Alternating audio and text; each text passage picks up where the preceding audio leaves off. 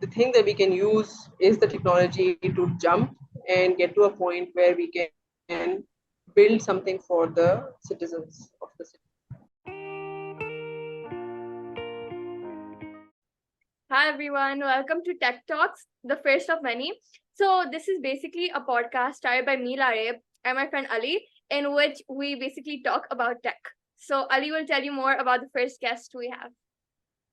Today, we have a very special guest, CEO and founder of LinkedIn's an AI and IoT company in Pakistan, a UMich alumni who has worked at many different companies, nationally and internationally. I hope you guys enjoy this conversation with Sophia Hasnain as much as we did and learned something. Hello, Miss. Hello, Larry. How are you? Hello, Ali. Kya haal hai? Miss, we're good. How are you? Good. I'm good too. Thank you. Miss, how's the new internship going? New batch? I didn't get to meet them today because I was busy and out of the office, but hopefully tomorrow we will meet you, Ali. Miss Ali And told me Yeah. it was, Ali Ask was us. telling kids good. Acha, Yeah, I found it very fun. what did you find good about it? Just generally like working with data. I've never done that before, so I found it fun. Yeah. Okay. Interesting. Okay, Miss, so to begin with, I wanted to ask you that, like, how did you get into the tech field? Like, what was your inspiration in pursuing this field? Okay, Miss. Oh, you So asked how I got into it. I got into tech literally by chance. I did my intermediate in 1991, so long before you guys were born. And at that time, it was the time that the internet had just started. Computers were there for a very long time.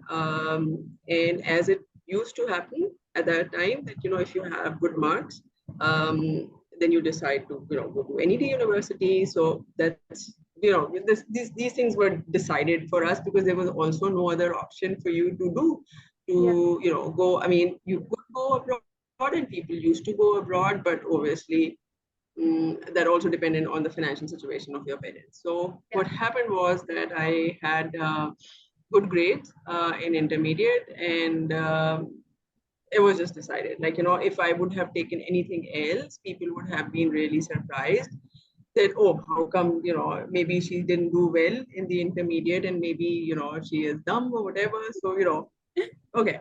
So I got into the NED University. Again, the numbers were really good. So I got into the computer systems department, which was in NED. There were 4 departments: computer systems, engineering. There was electrical engineering, mechanical engineering, and civil engineering. And the top used to go to computers, then electrical, and people used to decide between electrical and computer based on the their parents' wish as well, and their big brothers and sisters telling them what they need to do. That happens to all of us, right? It happens. So that, and then mechanical and civil. Even in those days, there was this kind of exchange. So like a lot of people from Punjab, Balochistan, and KP were given the seats in the university. So we had quite a bit of mix. Like, I'm saying, like, obviously Sindh and Karachi were covered, and people from all over Pakistan were also given the seats. But the computer was something that was new. Like, I think we were the 5th or the 6th batch of computer systems engineering, and so I got in. I didn't like it there initially, mainly because I mean, I couldn't fit in the crowd. There was a lot of geek type people as well, and a lot of people who were very outspoken and all of this. So you have to find the way. And also, I think it is also very challenging for I think it still is a little bit, but it's not that much. I think I see that in your generation, you guys, between boys and girls and gender and all of this, that's like openly and keep mixing and all of that. But I imagine 990, there was always this kind of gender divide, separation, whatever. So it was also difficult to mix. Go ahead. Miss, I still think it is like a little bit still today, because like I just went for a robotics class today in one of the universities and I was the only girl there. And I expected more girls to be there, but it's still the same, somewhat. Yeah, but I think, I completely agree with you that it is still there. The acceptability is very low. People, still don't expect women to be doing it. And that has been a challenge all through my career as well, because most of the time I am the only one there. And the consequence of that is that people nowadays listen to you, but they ignore you. But and previously they never used to listen to us either. So that's the only difference that has happened over the years. But anyway, so I was there. It was like very difficult to get Started in with the crowd and all of this, and a lot of cultural things that come in, a lot of social things. Then obviously from the education perspective, this there are more men or more boys, like few girls, and then you have to find out like who knows what, so that you can learn from them. And in universities, typically, your teachers are not really that responsible for your education, in the sense that they come, they give lectures, and it is up to you if you could understand, or what you want to do with that, right? So that's your responsibility. So you really have to find people who know you can intellectually connect with them, find out. So like, anyways, that went on for 4 years. And then after 4 years I realized, or after the third year I realized that, okay, so this is what my career is going to be. Better do something with it. Like, I cannot every day be grumpy about it. So I started looking for options, like what I want to do. One thing was very clear that time, in the computer systems engineering. So there was computer systems is different than computer science. There were, I think, only other institute that was there or had just started was the FAST. So it used to be called BCCI FAST. It had just started. I think they had also taken 3-4 batches by then, by the time we went in. So so there was computer science and computer systems. The jobs that people usually got at that time were in the banks, because banks had started computerization in the 70s, and they had they were transitioning from mainframes to servers type computers. So that kind of thing was happening, transitioning to from older Unix based systems to Windows based systems, or even Linux based systems. And also so there was a lot of work in the banks at that time. There were teaching options. There were options that you could, there were very few software houses, and even the software houses were derivative of some kind of so engineering companies. So people were looking a lot more onto the hardware, which I really liked doing at that time. So I got to intern. Actually, in my second year, I started interning with Data Communications and Controls. This is a company still functioning at Clifton Center, and they are superb engineers. And so I used to work with them on the hardware side, and literally there was no internet at that time. So I used to get the chips, like we did the internship with you, and I told you, find it on the internet. But there was really no way. We had to actually read all the data sheets. There were no videos available for us to watch. Right? It took time, but it also develops the interest of people. Like, you actually have to go. You guys probably have never seen data sheets because everything is there, but there used to be these thick books which had each and every spec of a chip. So you would go, okay, this is the part number, you go, you find that part number, then you go through the table, try to understand, then you go to your seniors. Because in this generation, we can't even imagine doing that much work. You have different tools. I think you guys can do work more efficiently. Like, the search is easier. What you specifically are looking for, you have video resources which help you learn very quicker. So I think you guys are doing a lot more and better and efficient than we used to do. Like, so I started doing that, and then in 97, when I graduated, so I started working with the DCC, Data Communications and Control, as an embedded design engineer, but I also had applied for my master's in digital signal processing. So digital signal processing was something that I, like in third year, decided that, okay, this could be something that I could do. It's a lot more maths and data instead of doing databases for banks and developing these kind of software systems. I was not very interested. I'm talking about 97. Internet over the phone lines. So there were no mobile handsets, obviously. And there were, these landline phones. I don't know if you have seen one in your home or your I've seen one. Yeah, So we to get that, the wire out from the phone, plug it in our computer, and dial to the ISP, internet service providers, and there was always like 2, 3. There was always a lag, like 2, 3 minutes that you would actually require to connect, and all you could do was email and some very basic browsing. So Google wasn't there in 97. You could do very basic. If you knew your website, you would type in the address and you would go and read up on that one. So, anyways, so I applied to University of Michigan, and for my GRE even I went to. I used to go to US consulate. So US consulate used to be open and accessible. It used to be right next to Marriott. I used to go and prepare, sit down in their library. They had a lot of books to prepare for GRE. So not doing the internet way, going, looking at the books, solving all the problems, timing them, blah, blah, all this, and got the required GRE for masters. Then I went there, was cultural social shock in the sense that in my class there were a lot of people who who knew a lot more, who were a lot better, and I always thought that I was the smartest. But when I went there, I realized I was not that smart, and it was challenging. I had also kind of switched from all computers to doing a lot more maths oriented uh, subject, which is digital signal processing.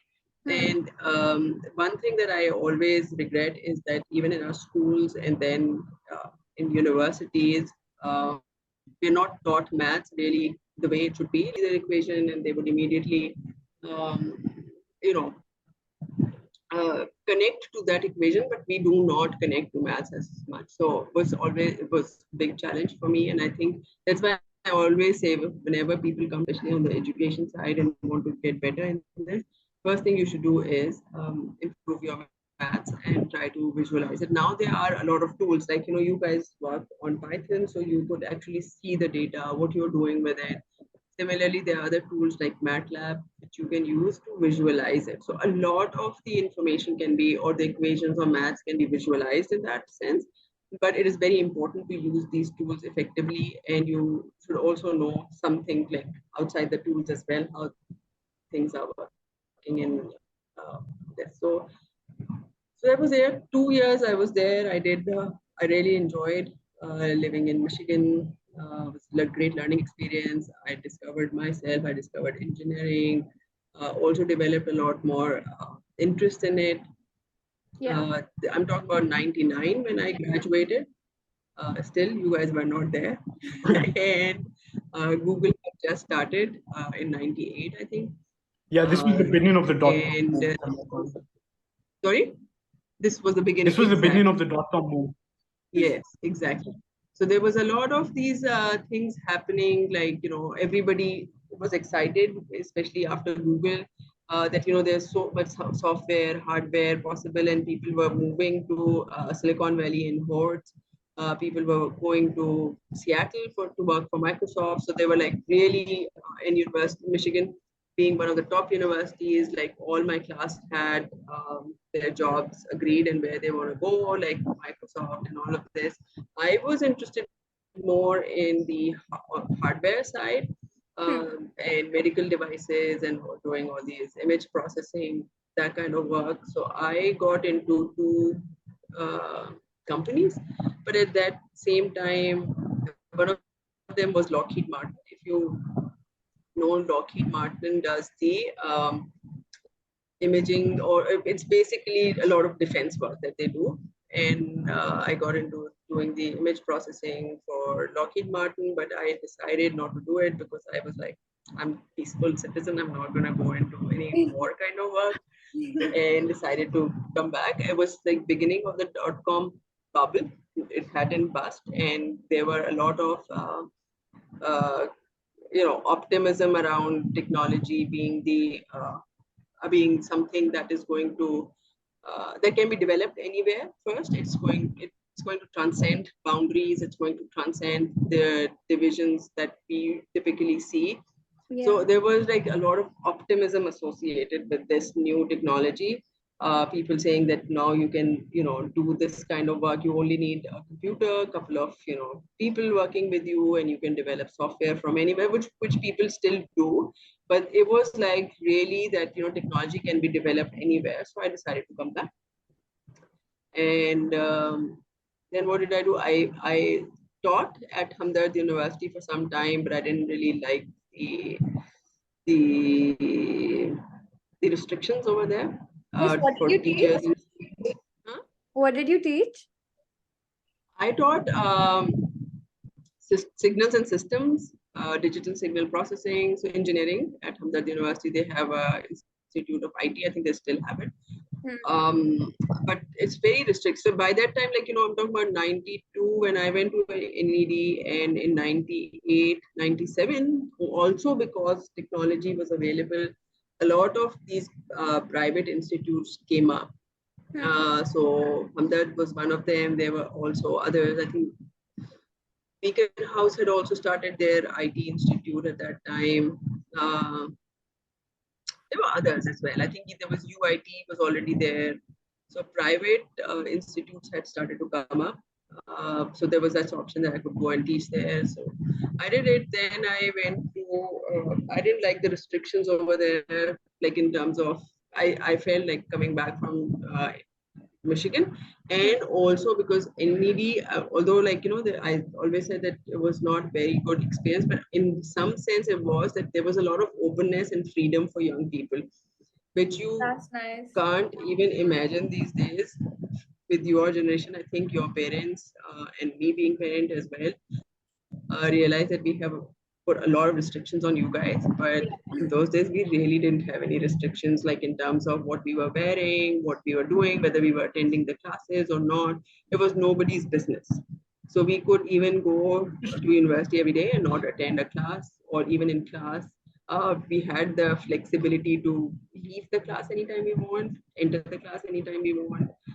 Was really dependent on the interest that we find. So it was like we could actually do a lot more things without any supervision and explore yourself. I think that's very important for your age group and any age group which is like between 18 to 22 to find and explore yourselves what you want to do, instead of somebody telling you go to class at 9 o'clock. If you don't feel like it, don't do it, right? But there is like in private institutes these days, it's like and even NED has become something like this, that they take attendances and they ask you, to attend all the classes, and there's like this restriction. But university has to be a place where you explore yourself. You should Find your have freedom. interest in everything. Exactly. And it could be that the subject that you have taken, you may not find the interest. So there has to be this kind of tolerance in the society to accept you for what you are and what you want to do. So starting with your parents, but also the university, that's not school, right? So you are in school right now, A levels. Your school expects that you would be in school at this All of time, the or restrictions. exactly. But that is to bring you on the path. But now you also have to diverge out and not converge, and not, we don't want to make everyone look the same. That's that probably happens in military schools, right? That they want everyone to be doing the same thing. But we are the people who have to drive, and young people need to have ambitions, and young people need to find out what they want to do before they actually do something, right? So they may get stuck. So I mean, having said that, I've had difficulty adjusting at NED. I also think that also provided me a lot more opportunity to see, okay, what is not working in my life and what would work, instead of someone pushing me to do the same thing again and again. So, at Hamdard, that was the challenge, because and this is now with all the institutes here, that they have someone in the admin who's a retired major or retired colonel or whoever, and he thinks that, kids, from dress code, dress is something really very personal. Your hairstyle is defines you, your clothes define you. You wear them because that is how you would like the world to see you, right? And if you say that no, you can't wear, you must wear dupatta, or you cannot wear jeans, and Or you like have tie to your hair in the choti, or like, exactly, yeah. Then Well, that means surprisingly, that even I relate to this. I Because I am used to have long hair, and no school would ever allow me to have long hair. And I always used to think, like, this is how people express themselves. This is how we're going to grow as people. and you need to have this kind of thing, right? So if you don't feel like at 19 you don't feel like changing your clothes in the morning, that's fine, because that's part of the development. We have to accept that people are transitioning from childhood to adulthood, Adulthood, yeah. and adulthood has to be recognized. And that's why I think a lot of people in Pakistan are adult, but they haven't crossed their puberty, so they are still in that same adolescent stage, because they just don't find the way to explore themselves and figure out and be confident. See, because if you, for example, if you had to cut your hair, that means that they have actually taken something very personal from you, away from you. That also means that they have hit your confidence. So you would not be able to, you wanted this one. I want gray hair, right? If somebody says, no, you go and paint your hair or dye your hair, I would always be like bit awkward. ये नजर आ रहा है मेरा या नहीं, roots को क्या करूं मैं आज, ये क्या करूं, but like this, the same thing with you, like अब मैं किस दिन बाल कटाऊंगा, you have to find the time, you have to find this, and you have to always be try to accommodate in that and adjust in that environment, and which is, I think, unfair. So anyways, so I said, okay, if I have to do this, why am I part of it? It doesn't work with me. So I then started working with a company called WaveTech, which is doing very well in Pakistan. I think they are a very good example of how to build a business and run it and go global. So they are now global. They are, I think, selling in South America, Europe, Africa. They're very good companies. So I worked with them for some time. Good. Do you have a question? No, miss. Yeah, okay. So then I worked with them for some time, and then I also then I found something else, something more interesting. Had set up. It was a large project, consulting plus execution implementation. So I did that for 3 years, 2000 till 2005. No, 2000. I did that till 2007. But then in 2007, I joined Telenor, and I did the strategy for Easy Pesa. Sorry? You worked with money transfer networks there. I was researching about your different. So I did yes, exactly how the mobile money works. So was also at that time when I was doing that project for Telenor, there were only 2 other companies that were doing in the world. One was Safaricom doing M-Pesa in Kenya, and there was Smart Telecom doing in Philippines. And again, although Google was there, but not much information was available from them. So you really have to dig up any of the call, and being at Telenor, I had the resources to contact these people and find out and get the information. Anyways, so that's how we developed Easy Pesa over there, strategy for Easy Pesa. But I also got around that time an offer from a digital marketing agency in Germany to come and join them. So I decided I would like to go. My daughter was 4 at that time, so I'm talking about 2008.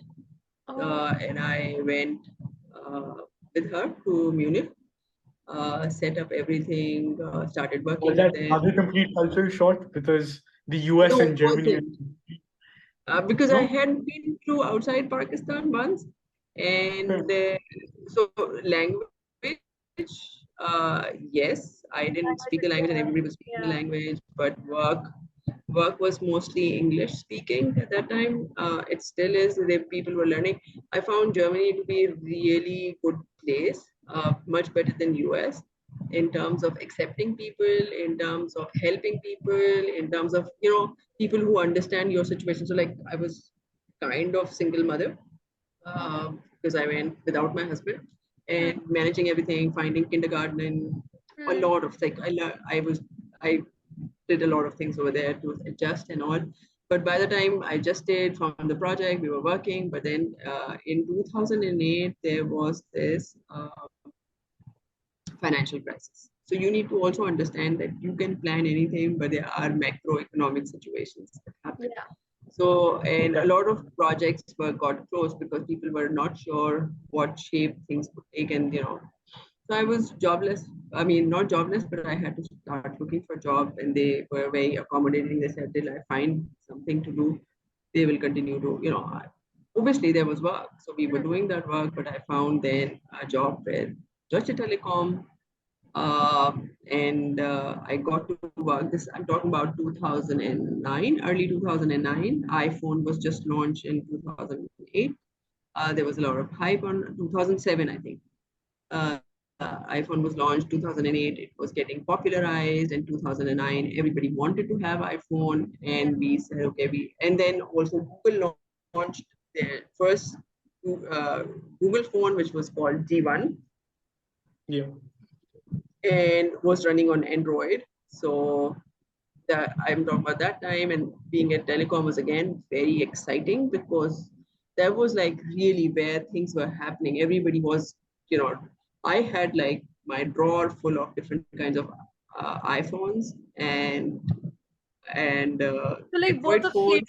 both of the latest devices. Exactly, because we were like, okay, if we need to build products for them, we needed to have access, how they work, what was Apple thinking, what was Google thinking about user experience, about technology, and all of this. So we worked with them for 3 4 years on app development, rolling out apps, app strategy, how where would the telco be placed in this whole thing, what products should look like, what the user experience could be, how to fit in if you're building. I mean, a lot of things that people do now take like as a as a default. A lot of those things had to be learned in some ways. So we were learning a lot of things. And then Windows Phone came. I worked on Windows Phone. It had. It's. I don't think so. It exists now, but No, it um, doesn't. Nokia. Yeah, Microsoft bought Nokia phone business. That was the news in 2012. That shook every 2011 or 2012. That shook every. So, like if you see, the technology has been transitioning and a lot of and quite rapidly.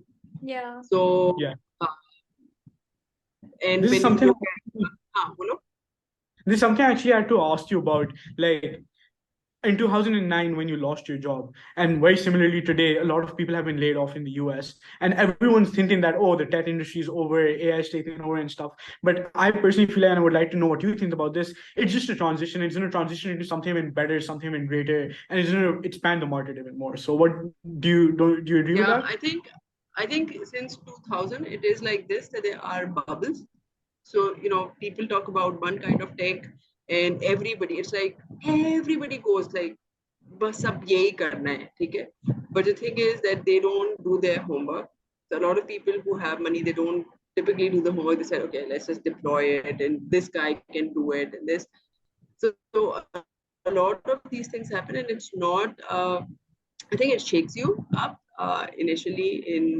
As person, it is very difficult to adjust and see how you, because you have your life, you have your plans, ambition. Nobody thinks that you would be unemployed, and especially if you've done engineering, you feel it's a set career. It's not that you've done something which is where you have to find a way, right? But this Yeah. happens, and a lot of people, I think young people, are being laid off even today in Karachi as well. And but you have to find ways. So like you think the thing that lets you go from one to the end and sustains you in that period is that your tech has to be strong. So if you know what you're talking about, if your tech is strong, you can transition from one to the other. But if you are just skill based and think that I can only do this one thing and I was doing this one thing and I will find it is difficult in this day and age. You have to keep learning and relearning and forgetting and then learning again. And so this process has to go because of the rapid change in technologies, right? So like everybody was developing desktop applications or server based applications. Suddenly everybody said cloud is the way to go, right? Yeah. So you start doing the cloud. I think the same thing happened in 2011 when one day everybody got up and heard that Nokia has been sold off to Microsoft. Like that was devastating. I mean, nobody. I was in Germany at that time, and even I didn't expect that this is going to happen from one day to the other. When I was working in the handset business, although I mean Nokia was like 33% of the market share, right? But then you realize that the technology is changing. They won't be able to compete with iPhone. The popularity, the whole iPhone actually transformed or revolutionized how people perceived handheld devices, because it was not the first time that there was a handheld device with a screen. Even HTC had done it. I had HTC phones. Even Philip, what is it called? Palm had it. HP had it. So all these phones already existed. But yeah, I remember my mom there was, having it.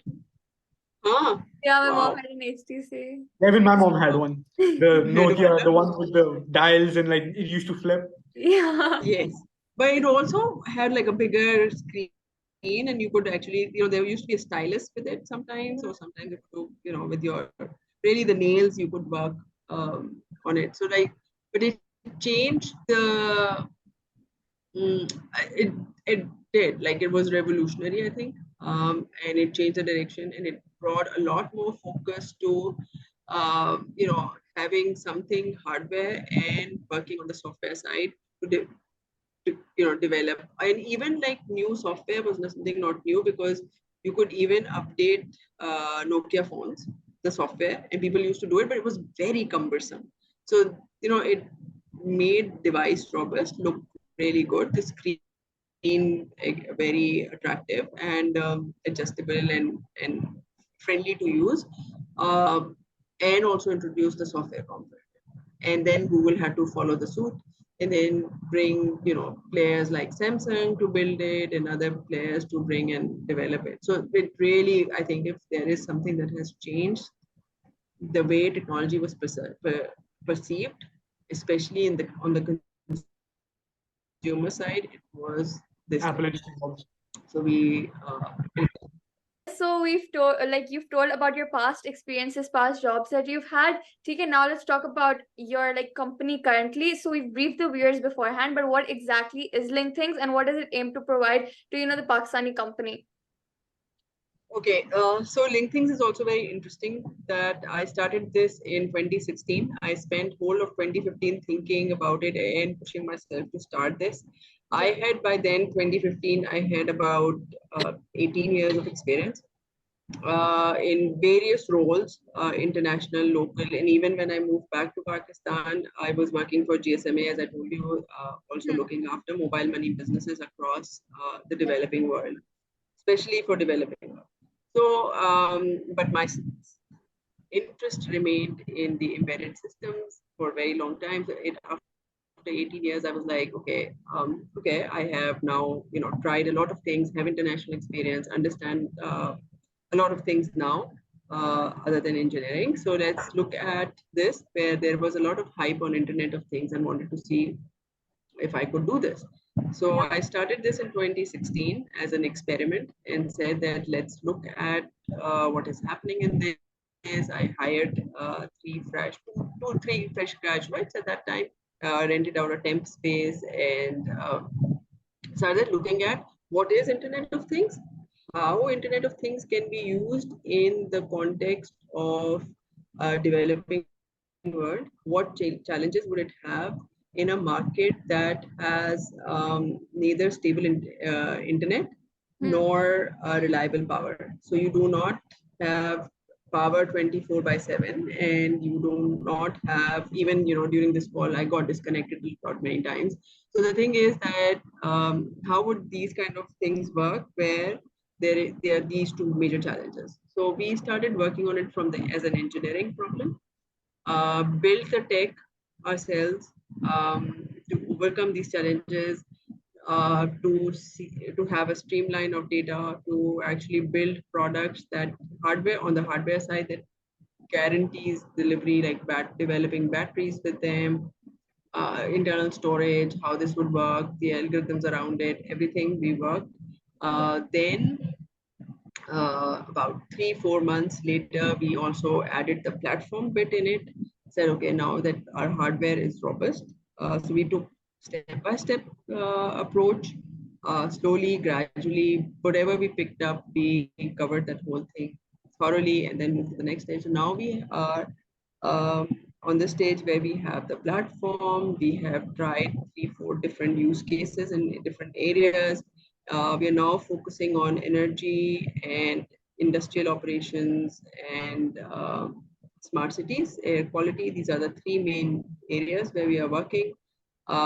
We help, it is called in data ingestion, so that you get the data, you store it you clean it, you store it, you further clean it for analysis purposes as well as for visualization purposes. So we do all these bits. um, Now that the platform is fairly good, that we can actually develop different kinds of dashboards for the users, do different kinds of work, develop different kinds of workflows. So all of this is available now, and analytics, which you also got a bit of taste. Yeah. How you actually start with the data and develop something that is useful for your business purposes. Miss, you Makes sense. mentioned big cities, right? What is like big cities? Is it smart cities? Oh yeah, sorry, smart cities. So smart cities are basically like smart homes were there. So like people talked about,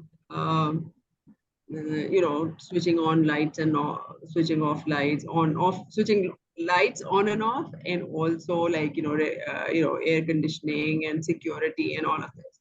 Now cities have grown organically, but also kind of out of control. Right now, I think about 50% of the population lives in cities, and it's going to go to up to 70% because there will be a lot more migration. And your cities, as we also see in Karachi, are pressed for demand. Like they are unable to also serve us, right? For everything, we have to do our own cells. There is water not available, there electricity. So for everything, we need to do some kind of backup mechanism. So this is anyways not a very good example of starting point, but even in the cities where you get water and you get electricity, people are talking about smart cities because they want to improve the efficiency of the services. So not saying that everything will be available to all parts of the city all the time. You actually do that, bring that smartness, that intelligence in the city to serve you, right? And now people are also talking about cognitive city. That basically means that the next step is that city thinks for its citizens. So the moment transport is available to you, the moment you step, your garbage is picked up when it is full. Um, Parking is available the moment you arrive at any point in the city. Water is available, electricity is available, street lights are operational. So managing the city using technology mainly as a tool is, in simple words, what smart city is. Obviously, you'll have to also build governance structure around it and build other, physical services. But the smart word is so that you can leverage technology, use technology to have the data and information for you to serve the cities efficiently. not every household can get water now. It's a reality we have to accept. Not every household can get, but how you can optimize the supply so that everyone gets. How you actually manage the energy supply so that everyone has it when they need it. Yeah. App है और भी चीजें so that at least systems in the city work that today I think even K Electric doesn't know when the light you have electricity failure for the next 15-20 minutes unless you call them because their systems are so old. They don't talk to each other. They have no idea what is happening. You call, you say अच्छा हाँ आधे घंटे में आ जाएगी अभी पता नहीं है fault पता नहीं है गाड़ी बाहर निकली हुई है. So like all these things, and even I think more importantly now with climate change. So you Definitely. also witness a lot of cloudburst happening. We have seen devastation in Lahore this year, Islamabad, the roads flooding, Delhi, a lot of parts in India, and then I think there were so like every day in the news there is new flooding, urban flooding they call it, because of the existing structure of the city. Like it is not just able to get that much of rain because nobody made it for that, right? So but all this technology has to be deployed. Even like we see it here, like it rains and then the chief minister is on the road, the president is on the road, telling us, oh yeah, but why do you have to go out? I mean, I know you want to meet people, that's okay, but you can all manage it if you know how much water, how much rain it was, what was the size of the pipe that it could drain, whether your side drains were clogged or not clogged, and if they were clogged, why didn't you know it earlier? Because all these sensors are available. So you deploy systems to get the information. You can deploy weather stations. I think you also got to see one weather station on our rooftop. Ali, you can see it tomorrow. You go, you see that is a rain gauge. You get that also has a rain gauge, and you get the information on the rain. And a lot of people are now deploying these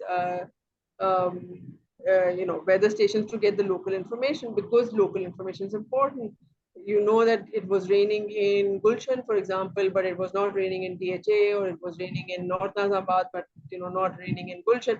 So this kind of information is needed centrally to basically serve the the citizens well, and also save the cost of everybody going to where it the water was accumulated. It is silly, but you can actually spend that money if you know that this is there. You actually spend that money to serve the city. So there are or solve that problem. So spend money on solution rather than just on your fun part. Yeah. And you can get all that information. So smartness, and then the next thing that is going to come out is cognitive. I think we are very far away from smart ourselves, but it also gives us an opportunity to jumpstart and say that okay, we don't have anything, nothing's working, but the the thing that we can use is the technology to jump and get to a point where we can build something for the citizens of the city. Definitely. I feel like as a very young Pakistani, I feel like constantly all I hear is problems, problems, problems. And I feel like you're genuinely one of the first people who have sat down and have been like, oh, but there are solutions. And I feel like that also, and I actually had to ask you this, that you're pretty much breaking the stereotype that, oh, if you want to be successful in tech, you need to leave Pakistan, you need to be in the US, you need to be in Germany, you need to be outside of Pakistan, Europe or America. You can't be successful over here. So I feel like that you really shy that, and like one of the reasons, and like you also started your business here, I feel like I'm sure you would have had multiple opportunities to leave. So what was the motivational factor of like just staying here, staying in Karachi and working over here? So, now I don't recommend anybody to stay here. I mean, if they get a chance, they should go out and explore. I say this for two reasons. Because we don't have that many role models for you guys to learn and practice. The second is that over the years, Pakistan has not been a tech destination, unlike India. So, like when people say an Indian techie, they believe him more than a Pakistani techie. So you need to have, it'll take some time, but for you guys, if you get a chance, I think go and work, because you will get to learn how things get done, rather than learning bad practices from my generation or the younger one, and then implementing. So Okay. like it's going bad to us. It's good if you can get the thing. I think in terms of, I mean, there are a lot of opportunities here as well. If you can find the right solution for the problem, you can solve it. But I think better to develop your baseline outside, like I did. I worked abroad a couple of times, got the education. So if you get the opportunity, I think you should leverage that. If you don't worry about it, don't get depressed. And I'm not trying to depress you. I'm not saying this that you should be depressed and there's nothing. There is always hope, and you can always make it better. But I think one thing that you will have to see, it's happening here right now, that a lot of people are jumping over to this startup and that startup and all of this. I think focus on getting your basics right. If you know your basics, if you're doing engineering, if you're doing medicine, if you're doing finance, anything, try to understand why you're studying it, why you're interested in it, what is the subject about. If you know this, you can actually adjust in a lot more situations, um, fairly. If you are following what your cousin's doing or what your parents want you to do, or your dad pakka friend said that learn this and you will be successful, um, that's not the way. Second thing is that money comes eventually, right, in your life. So if you stop chasing money and start building your career right way, try to learn, money will come. I mean, why wouldn't it? Like, after 16, 17 years of education and having, the right kind of background as you guys have, I don't see that, money wouldn't come or not come. If you are sensible, it will. And so try to learn what is happening. I only had like 25 years of experience so far. But when I went, I said, okay, how does this thing work? I need to understand this first, right? Before I jump in and say, okay, how can I make money here? But right, or what are because I think these days people just say, oh, that guy is making that much money and that guy is making that much money. Money will Definitely. come, but you need to first understand and do it, and then money will come. So that, I think, in terms of people who want to stay, if you have challenges and you are bound to stay, there is nothing to be depressed about. There are always opportunities. Fine.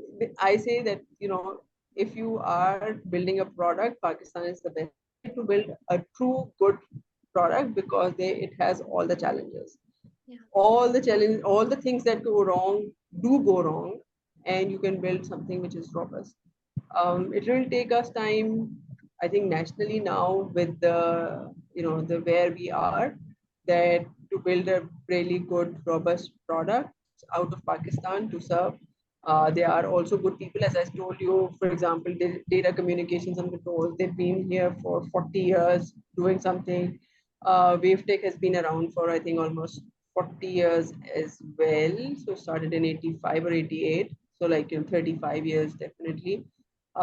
Started by good people, people who wanted to make a difference and make Pakistan a tech destination. Obviously, there are a lot of other factors, but still good things can be done, and it will be up to your generation to make this as a people usually typically do smaller work, and they say कि अच्छा tech बन जाएंगे हम, और कुछ up the game. Try to see where it all fits in the global context. Always have the global perspective. Even if you are here, I think today all the resources are available to you to understand where the world is going. Just don't follow blindly what your cousin's doing or your friends doing, but try to understand where the world is going, where you can actually make the most contribution, and where you can learn to make that contribution. So that's important, I think, for your generation. You have resources available everywhere. See how you can actually use them efficiently, uh, and learn more. So you can actually learn a lot more in shorter time because of the resources that are available.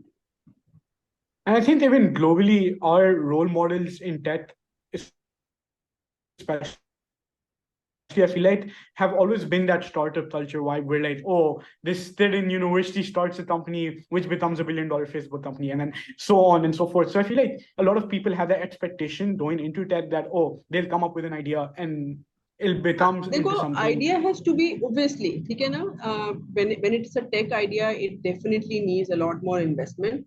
So you don't see, like, you know, अभी the people say, oh, $100 million का ये हो गया और इसमें ये हो गया, but you have to see what is required to make that company a $100 million company. You know, if it is fluff, it's going to go and fall down, right?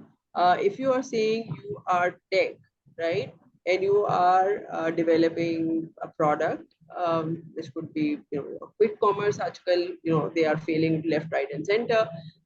It's not the tech that is failing, right? And it's not the tech that they were trying to build. They were trying to create a market out of nowhere, and the tech part was only minimal part.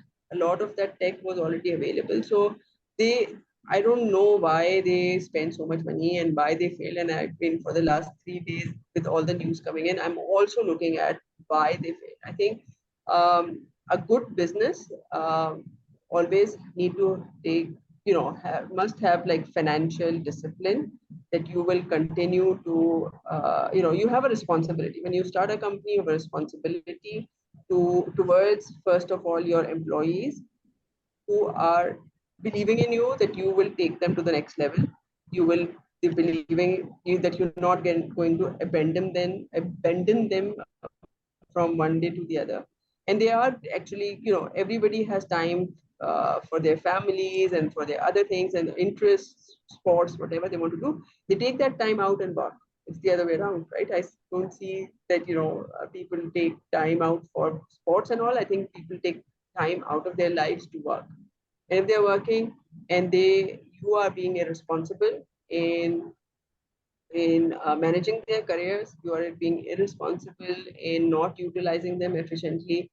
That's first thing that, you know, that goes wrong. And then also spending money, like, you know, a lot of us think, oh, Google's office or Apple's office or the Silicon Valley thing. But the Silicon Valley, they are developing tech products, not as much as apps that can deliver you Coca-Cola in 20 minutes and bring you Hindi in 10 minutes. So, like, have, for God's sake, have some perspective. You don't, you know, if what you're doing and what you're aspiring are two very different things. And if you say, I want to build a castle, right? I am, you know, but, you know, I don't have means to build castle and I will never be able to do it. You're bound to fail, right? Definitely. Either if you're saying, I want to build a castle, have the means, then have the ability to build it. But if you are, I don't know, I mean, but adults do it. And I sometimes think that, you know, these are adults that haven't grown up. So, you know, have to understand, you know, so financial discipline is a very important. Organizational structure is very important. Sticking to your, if you believe in it, like, I don't think so that startup is something that is, or entrepreneurship is new. Like, there are companies in this country, in this region, in this city that are older than Pakistan itself, right? Because they were developed, they were started by people who were entrepreneurial. They found the opportunity, they developed something, their kids continue to do it. They may not be startup, but at least they had this thing that they can continue to do it for, you know, good 70 years or 150 years or whatever, right? And they are businesses. So if you have a very short-term view that I'm going to make quick money and I'm going to sell it to this VC and I'm going to sell it to that VC now, So that's then you are not in the tech business as per se, for the sake of business, but you are in it to make money, and you are then bound to lose money as well. So it's just that simple as that. Yeah. Also, Miss, the final question is that, Miss, like for example, if like our me and Ali type of students who like know little about this AI and like Internet of Things, what advice would you give us students? So first of all, learn what it is. You guys have the resources available. Spend time trying to understand what is AI, where it is going. There are a lot of more resources available to you. Develop your interest in it and see what kind of basic education you are required to do it. So, like a lot of people jump to this that, oh, that tool is available. That means I don't need to do the university education. I think university education is important. Engineering education is important to do the AI, understand, do CS or computer systems engineering, or even degree in mathematics. As I said, mathematics is the language. So if you like, I mean, if you want to go into this kind of thing, you need to understand maths and stats. So like, a question I always ask is, have you guys done S1, M1, whatever? So S1 is really going to be important if Miss, you want to go into the AI. I have another follow-up question. Like, for example, us A-level students, like we are given the option this year to choose M1 or S1. And since we want to go into like computer science field, which subject do you think is more like, no, sorry, M1 or S2, which subject do you think is better? Yeah. Yeah, I mean, if you feel like, if you are interested in it, do S2, S2. बिल्कुल करो, हाँ, और because you will be dealing with, in AI, you will be dealing with a lot more data, and a lot more data processing would be required, which basically means that cleaning it, analyzing it, trying to use it, trying to understand it, and that comes from a lot more statistical models are used in that. So it would be good if you guys have a robust understanding of how statistics works. Maths works. Yeah. Makes sense. And when you learn, I think another thing I would like to say is that if you get an opportunity, try to learn, for example, if you're doing CS, try to learn C++ before you move to any React Native or some framework, because C++ would take you closer to how the coding is done. It's still the default language for anyone who's starting CS in universities outside Pakistan. I think in Pakistan, people are like, oh, what good is C++? Who works in it? But it gives you a lot more structure to think how to program. And it's still used by globally for, some kind of development, which is not so superficial and not just apps. So um, focus on doing the basics right.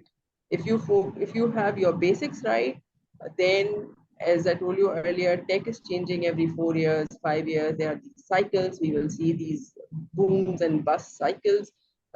This technology coming up, that technology. But what wouldn't change is the underlying maths, and what wouldn't change is how you develop your logic using C++ and all of this. So always have it. I haven't learned any language other than C++. Other than C++? But Which do you I think, can look at the code, I can understand, and probably help people now. I don't Miss, do code. you think that Makes C++ is like a more beneficial language compared to Python? So yes, at this stage where you are, I think go ahead and learn C++.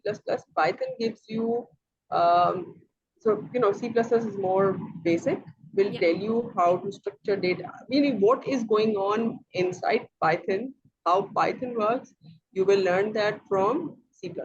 C++. But Python will tell you what is in your data, and you do that. But if you're really interested in CS, if you're interested only in data kind of work, then Python is sufficient. But if you really want to go into the CS, computer science, I would recommend that you C++. It's like the building So blocks. like, It's yeah. It's like like this. building blocks. And then it also trains your mind how to code, right? So like starting with basic variable definitions, then for loop, while loop, structure, data structures in it, all of this, creating arrays. So like, right now in Python, you can give the whole array in one go. But how Yeah. do you actually, how does Python take this and how does Python process it, right? That you will learn if you have C++, and maybe then you can build a tool which is better than Python. Why not, Makes sense. right? Right before we end this, one last thing. You said you're still very much interested in embedded systems, but over the last few years, we have had stuff like the metaverse, AR, VR. We have had stuff like blockchains, NFTs, and now finally we're seeing the AI boom with OpenAI and Midjourney. So, what are you most excited about to see in the next 10 years? Like, what do you want to see happen with all of these industries? Yeah. So I think the technology on the consumer side is going to get a lot more immersive and a lot more intelligent. I don't know what shape and form and what new things would come, but one thing about this whole thing is that we got to be ready and accepting to whatever comes, and also be a little bit cautious and conscious of what is happening and how it is impacting our lives. So, what is NFT, what is metaverse, and all of this. I think going forward, I see a lot more digitalization happening, a lot more things integrating. So like IoT kind of work and AI kind of work developing. And with this, like, other technologies like payment systems and commerce and all of this being impacted, but a lot more immersive experiences being generated because I think that that generation is also ready. So like, your generation is a lot more visual, your perception, your whole understanding of things are a lot more visual than ours, because we thought, okay, let's just type it and do it. But for you, the tools that you have been using and all the information that is available to you, so it's going to be visual, and a lot more companies are going to come and support that, like, bring more visualization, more immersive experience, more metaverse kind of use cases for you on the way. Similarly, on the AI, I think AI hasn't just started this year or last year. AI is something that's a very those science fiction kind of thing for a lot many years, and then it moved to the people accepted and rejected. So it is also that there are a lot more automation, a lot more things that people said that they would accept and reject. So it's also our behavior that feeds into the technology adoption and direction and progress. So never be afraid of AI. Don't be distracted by people saying, oh, your jobs are going to go. There will always be something new for you to do. But you also have to then be ready to do that new thing. It's not that that new thing you will just do it. So that's the thing that you will have to. Okay, Miss. All right. Thank I you think so that's much. about it. Yeah. Thank you so very much. Miss, thank you We had so an much amazing for time. the podcast. Yeah. Thank you.